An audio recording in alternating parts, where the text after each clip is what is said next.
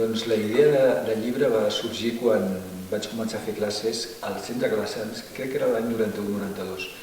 Hi havia pocs llibres de muntatge en aquell moment, de fet n'hi continua havent pocs. Està dirigit als alumnes, als estudiants de muntatge. No només alumnes, estudiants de muntatge i estudiants d'audiovisual en general. Està dirigit a tot aquell que li agrada el cinema i que vulgui aprendre. Me parece que no es beneficioso de cara al lector estudiante al cual se dirige el libro.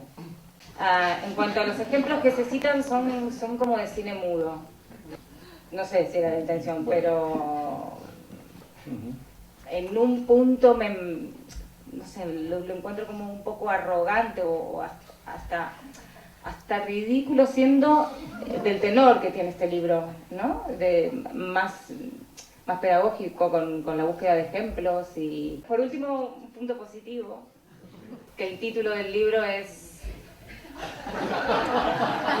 De verdad me parece un título sugerente, por eso creo que El tragaluz del infinito es un título adecuado que jo conservaria. La idea, fonamentalment, era sortir de la típica presentació del llibre on tothom parla molt bé del llibre.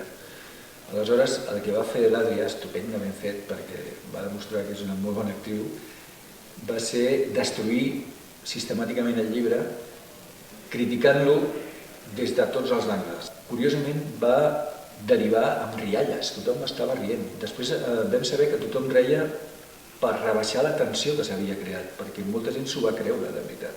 Una de les idees principals d'aquesta presentació era fer un homenatge als muntadors. De fet, si us fixeu, es va parlar molt poc del llibre. Es va parlar sobretot d'algunes peces que estan exemplificades al llibre i bàsicament dels muntadors.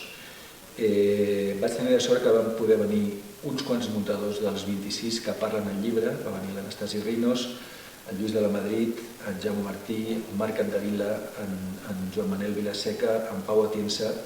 Els estic molt agraït que participessin i per mi era important visibilitzar el muntador. Nosaltres estem molt aïllats i realment comentàvem la necessitat de recuperar aquest contacte. Una mica la idea que a mi se m'acudia és la de fer alguna mena d'associació, no tant com d'una manera sindical, diguéssim, que també estaria bé. És la vida, o sigui, la vida no està només en una sala fosca.